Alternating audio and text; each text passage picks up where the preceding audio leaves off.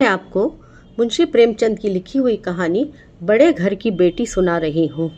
मेरे प्रस्तुतिकरण यदि अच्छा लगता है तो आप शेयर कीजिए, लाइक कीजिए और मेरे चैनल को सब्सक्राइब अवश्य कीजिए। तो कहानी का आरंभ करती हूँ। बड़े घर की बेटी। बैनी माधव से मौजा गौरीपुर के जमींदार नंबरदार थे। उनके बुजुर्ग किसी जमाने में बड़े साहिब सरवत थे। पुख्ता तालाब और मंदिर उन्हीं की यादगार थी। कहते हैं इस दरवाजे पर पहले हाथी झूमता था। उस हाथी का मौजूदा नेम उल बदल एक बूढ़ी भैंस थी, जिसके बदन पर गोश्त तो नहीं था, पर शायद दूध बहुत देती थी, क्योंकि हर वक्त एक न एक आदमी हांडी लिए उसके सिर पर सवार रहता था। बैनी माधव सिंह ने निफ्ट से जायदाद वकीलों की नजर की और अब उनकी सालाना आमदनी 1000 से ज्यादा नहीं थी। ठाकुर साहब के 2 बेटे थे। बड़े का नाम श्रीकंठ सिंह था। उसने एक मुद्दते दराज की जानकारी के बाद बीए की डिग्री हासिल की थी और अब एक दफ्तर में नौकर था। छोटा लड़का लाल बिहारी सिंह दोहरे बदन का सजीला जवान था। भरा हुआ चेहरा, चौड़ा सीना और 2 सेर ताजा दूध का नाश्ता कर जाता था। श्रीकंठ उससे बिल्कुल मुज्जाद थे। इन जाहिरी खूबियों को उन्होंने 2 अंग्रेजी हुरूफ बीए पर कुर्बान जो कर दिया था। इन्हीं 2 हरफों ने उनके सीने की कुशादगी, कद की बुलंदी, चेहरे की चमक सब हजम कर ली थी। ये हजरत अब अपना वक्त फुर्सत तिब के मुताले में सर्फ करते थे। आयुर्वेदिक दवाओं पर ज्यादा अकीदा थे। शाम सवेरे उनके कमरे से अक्सर खरल की खुशगवार पैहम सदाएं सुनाई दिया करती थी। लाहौर और कलकत्ता के वैद्यों से बहुत खत व किताबत रहती थी।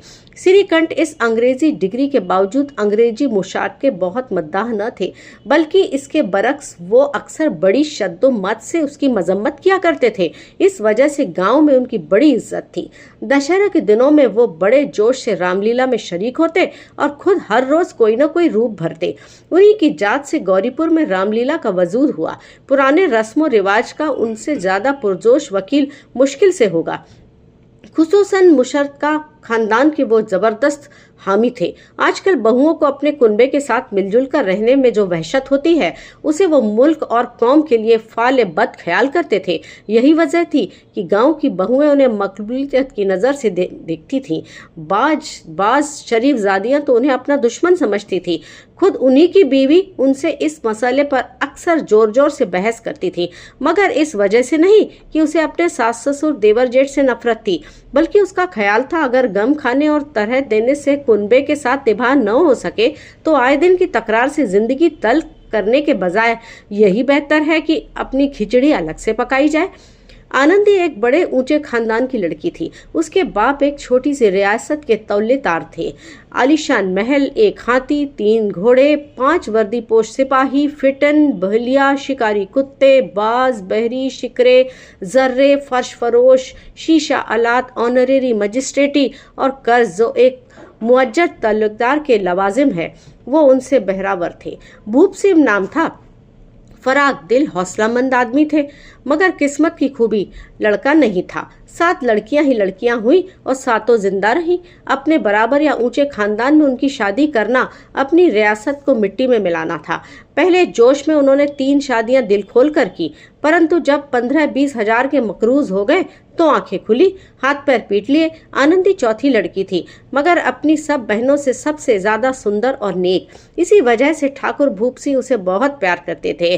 सुंदर बच्चे को शायद उसके माँ बाप भी ज्यादा प्यार करते हैं। ठाकुर साहब बड़े पेशोपेश में थे। इसकी शादी कहाँ करें? न तो ये चाहते थे कि कर्ज का बोझ बढ़े, और यही मंजूर था कि उसे अपने आप को बदकिस्मत समझने का मौका ना मिले। एक रोज श्रीकंठ उनके पास किसी चंदे के लिए रुपए मांगने आए। शायद नागरी प्रचार का चंदा था। भूप सिंह उनके तौर तरीक पर रीझ गए, खींच तार कर जायचे मिलाए गए और शादी धूमधाम से हो गई। आनंदी देवी अपने नए घर में आई तो यहाँ का रंग ढंग कुछ और ही दिखा। जिन दिलचस्पियों और तफरियों की वो बचपन से आदी थी, उनका यहाँ वजूद भी न था। हाथी घोड़ों का जिक्र क्या, कोई सजी हुई खूबसूरत बहली भी ना थी। रेशमी स्लीपर साथ लाई थी, मगर यहाँ बाग कहाँ, मकान में खिड़कियां तक नहीं थी, न जमीन पर फर्श, न दीवारों पर तस्वीरें। एक रोज दोपहर के वक्त लाल बिहारी 2 मुर्गाबियां लेकर हुए आए और भावश से बोले, जल्दी से गोश्त पका दो, मुझे भूख लगी है। आनंदी खाना पकाकर उनकी मुंतजिर बैठी थी। गोश्त पकाने बैठी मगर हांडी में देखा तो घी पाव भर से ज्यादा न था। बड़े घर की बेटी किफायत का सबक अभी अच्छी तरह से पड़ी न थी, उसने सब घी गोश्त में डाल दिया। लाल बिहारी सिंह खाने बैठे तो दाल में घी न था। दाल में घी क्यों न छोड़ा? आनंदी बोला, घी सब गोश्त में पड़ गया। लाल बिहारी, अभी परसों घी आया था, इस कदर उठ गया। आज तो कुल पाव भर था, वो मैंने गोश्त में डाल दिया।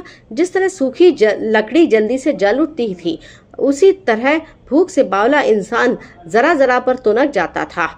तीखा होकर बोले, मैके में तो चाहे घी की नदी बहती हो, औरत गाली सह सकती है मगर मैके की निंदा उससे सही नहीं जाती है। आनंदी ने मुंह फेर कर कहा, हाथी मरा भी तो 9 लाख का, वहां इतना घी रोज नाई का हार खा जाते हैं। लाल बिहारी जल गया, थाली उठाकर पटक दी। जी चाहता है तालू से जबान खींच लूं। आनंदी को भी गुस्सा आ गया, चेहरा सुर्ख हो गया। बोली, वो होते तो आज इसका मजा चखा देते। अब नौजवान उजट ठाकुर से जब्त न हो सका। उसकी बीवी एक मामूली जमींदार की बेटी थी। जब जी चाहता था उस पर हाथ साफ कर लिया करता था। खड़ा उठाकर आनंदी की तरफ जोर से फेंका, जिसके गुमान पर बोली हो उसे भी देखूंगा और तुम्हें भी। आनंदी ने खड़ाऊ रोकी, सर बच गया, परंतु उंगली में सख्त चोट आई। गुस्से के मारे हवा के हिलते हुए पत्ते की तरह कांपती हुई अपने कमरे में आकर खड़ी हो गई। श्रीकंठ हर शंबा को अपने मकान पर आया करते थे। जुमेरात का यह वाकया था। 2 दिन तक आनंदी न कुछ खाया न पिया, उनकी राह देखती रही। आखिर वो शाम को वक्त आए और बाहर बैठकर कुछ मुल्की और माली खबरें और फैसले बयान करने लगे। ये सिलसिला 10 बजे तक जारी रहा।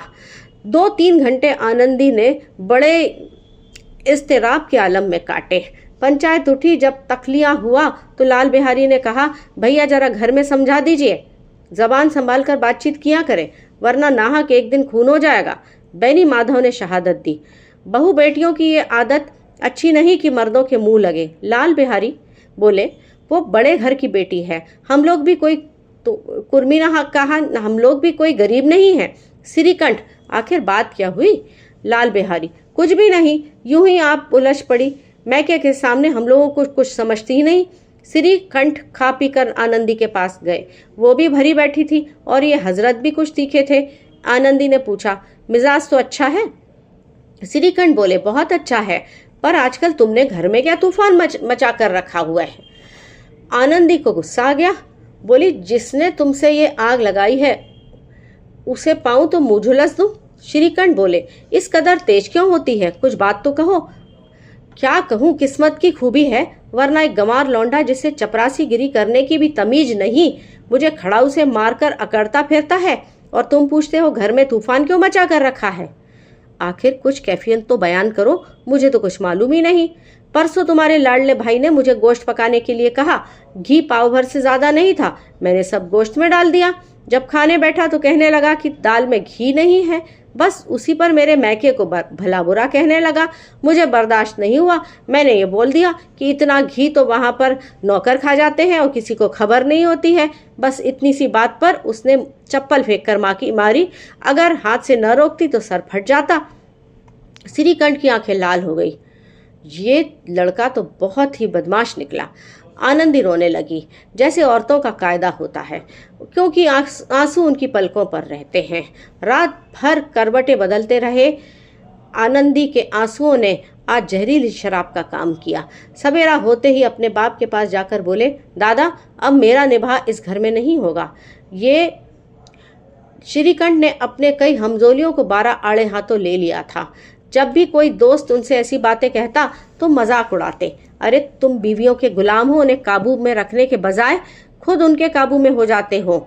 मगर ये खानदान का पुरजोश वकील आज अपने बाप से कह रहा था, दादा, अब मेरा निभाह इस घर में नहीं होगा।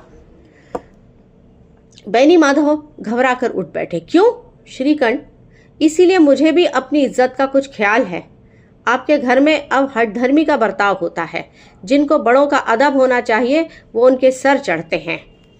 ये नहीं हो सकता कि मेरे ऊपर लात घुसे पड़े और मैं दम न मारूं। बेनी माधव को जवाब न दे सके। श्रीकंठ हमेशा उनका अदब करते थे। उनके ऐसे तेवर देखकर बूढ़ा ठाकुर लाजवाब हो गया। सिर्फ बोला, बेटा तुम अकलमंद होकर ऐसी बातें करते हो। औरतें इसी तरह घर तबाह कर देती हैं। उनका मिजाज बढ़ाना अच्छी बात नहीं। श्रीकंठ, इतना तो मैं जानता हूँ, आपकी दुआ से इतना अहमक नहीं हूँ। आप खुद जानते हैं इस गांव के कई खानदानों को मैंने अलहदगी की आफतों से बचा कर रखा है, मगर जिस औरत की इज्जत और आबरू का मैं ईश्वर के दरबार में जिम्मेदार हूँ, उस औरत के साथ ऐसा जालिमाना बर्ताव में सहन नहीं कर सकता है। आप यकीन मानिए, मैं अपने ऊपर बहुत जब्र कर रहा हूँ। अब बेनी माधव भी गरमाए। ये कुफ्र ज्यादा ना सुन सके। लाल बिहारी तुम्हारा भाई है, उससे जब कोई भूल चूक हो तुम उसके कान पकड़ो, मगर लाल बिहारी को अब मैं अपना भाई नहीं समझता। बेनी माधव बोले, उस अपनी बीवी के पीछे? श्रीकंठ, जी नहीं, उसकी बेरहमी के कारण। दोनों आदमी कुछ देर खामोश रहे। ठाकुर साहब लड़के का गुस्सा धीमा करना चाहते थे, मगर ये तस्लीम करने के लिए तैयार नहीं थे कि लाल बिहारी से कोई गुस्ताखी वजूद में आई है। कई औरतों ने जब सुना कि श्रीकंठ की बीवी के पीछे बाप से आमादा ए जंग है तो उनका दिल बहुत खुश हो गया। तरफेन की शिकवा आमेज बातें सुनने के लिए उनकी रूहें तड़पने लगी। कुछ ऐसे भी हासिद गांव में थे जो इस खानदान की सलामत रवि पर दिल ही दिल में जलते थे। श्रीकंठ बाप से दबता था, इसलिए वो खतावार है। उसने इतना इल्म हासिल किया, ये भी उसकी खता है। बेनी माधव से बड़े बेटे को बहुत प्यार करते थे। ये बुरी बात है, वो बिला उसकी सलाह के कोई काम नहीं करते। ये उनकी हिमाकत है। इन ख्यालात के आदमियों की आज उम्मीदों भर आई। बोले, बेटा मैं तुमसे बाहर नहीं हूँ, तुम्हारा जो चीज चाहे करो। अब तो लड़के से खता हो गई। इलाहाबाद का नौजवान झल्लाया हुआ ग्रेजुएट इस घात को न समझा। अपने डिबेटिंग क्लब में उसने अपनी बात पर अड़ने की आदत सीख ली थी, मगर अमली मुबाहिसों के दांवपेच से वाकिफ न था। मैं लाल बिहारी के साथ अब इस घर में नहीं रह सकता। बाप बोले, बेटा तुम अक्लमंद हो और अक्लमंद आदमी गंवारों की बात पर ध्यान नहीं देता। वो बेसमझ लड़का है, उससे जो कुछ खता हुई है उसे तुम बड़े होकर मुआफ कर दो। उसकी ये हरकत मैं हरगिज मुआफ नहीं कर सकता। या तो इस घर में वो रहेगा या मैं रहूंगा। आपको अगर उससे ज्यादा मोहब्बत है तो मुझे रुखसत कर दीजिए, मैं अपना बोझा खुद ही उठा लूंगा या फिर कहीं चला जाऊंगा। ये मेरा आखिरी फैसला है। लाल बिहारी सिंह दरवाजे की चौखट पर चुपचाप बड़े भाई की बातें सुन रहा था। वो बड़े भाई की बहुत इज्जत कर सकता था। अपने पिताजी के से भी ज्यादा अपने भाई की इज्जत किया करता था। श्रीकंठ को भी उससे बहुत मोहब्बत थी। अपने होश में उन्होंने कभी भी घुड़का नहीं था। जब भी इलाहाबाद से आते तो जरूर उसके लिए कोई न कोई तोहफा लाते। पिछले साल उसने अपने से डेवड़े जवान को नागपंचमी के दंगल में पछाड़ दिया तो उन्होंने खुश होकर अखाड़े में ही जाकर उसे गले में लगा लिया और 5 रुपए के पैसे भी लुटाए थे। भाई के आने से एक दिन पहले ही उसका दिल हरदम धड़कता था। देखूं भैया क्या कहते हैं। मैं तो उनके सामने कैसे जाऊंगा, कैसे बोलूंगा, मेरी आंखें उनके सामने कैसे उठेंगी। वो रोता हुआ घर में आया और कोठरी में जाकर कपड़े बदले, फिर आंखें पोंछी जिससे कोई ये ना समझे कि वो रो रहा है। फिर आनंदी देवी के कमरे में जाकर बोला, भाभी भैया ने ये फैसला किया है कि वो मेरे साथ इस घर में नहीं रहेंगे। वह मेरा मुंह नहीं देखना चाहते, इसीलिए अब मैं जाता हूँ। उन्हें फिर मुंह नहीं दिखाऊंगा। मुझसे जो खता हुई है उसे मुआफ करना। यह कहते कहते लाल बिहारी की आवाज भारी हो गई। जिस वक्त लाल बिहारी सिंह सर झुकाए आनंदी के दरवाजे पर खड़ा था, उसी वक्त श्रीकंठ की आंखें लाल किए बाहर से आए। भाई को खड़ा देखा तो नफरत से आंखें फेर ली और कतरा कर निकल गए। आनंदी ने लाल बिहारी की शिकायत तो शौहर से की थी, मगर अब दिल में पछता रही थी। वह नेक दिल औरत थी और उसके ख्याल में भी नहीं था कि मामला इस कदर तूल पकड़ेगा। वो दिल ही दिल में अपने शौहर के ऊपर झुंझला रही थी कि इस कदर गर्म होने की जरूरत क्या थी। ये खौफ कि मुझे कहीं इलाहाबाद चलने के लिए ना कहने लगे तो फिर मैं क्या करूंगी। उसके चेहरे को जर्द किए हुए थे।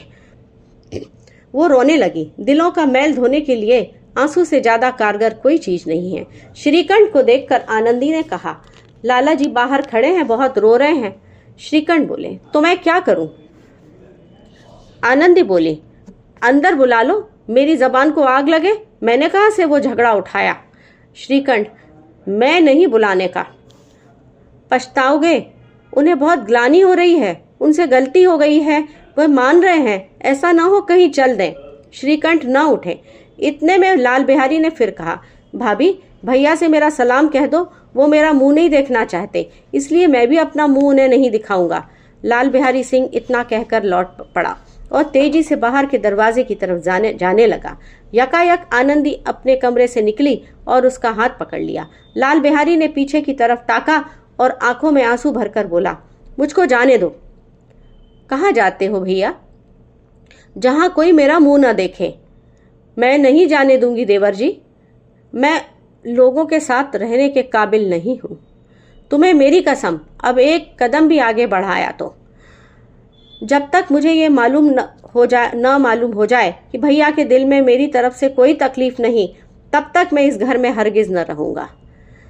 मैं ईश्वर की सौगंध खाकर कहती हूँ देवर जी कि तुम्हारी तरफ से मेरे दिल में जरा भी मैल नहीं है। अब श्रीकंठ का दिल पिघला। उन्होंने बाहर आकर लाल को गले लगा लिया। दोनों भाई फूट फूट कर रो पड़े। लाल बिहारी ने सिसकते हुए कहा, भैया, अब कभी ना कहना कि मैं तुम्हारा मुंह नहीं देखूंगा। इसके सिवा जो भी आप सजा देंगे वो मैं खुशी से कबूल कर लूंगा। श्रीकंठ ने कांपती हुई आवाज से कहा, लल्लू, इन बातों को बिल्कुल भूल जाओ। ईश्वर चाहेगा तो अब ऐसी बातों का मौका ही नहीं आएगा। बैनी माधव बाहर से ये देख रहे थे। दोनों भाइयों को गले मिलते देख खुश हो गए और बोले, बड़े घर की बेटियां ऐसी ही होती हैं, बिगड़ा हुआ काम बना लेती हैं। गांव में जिसने भी ये वाकया सुना, इन अल्फाज में आनंदी की फैयाजी की दाद दी, बड़े घर की बेटियां ऐसी ही होती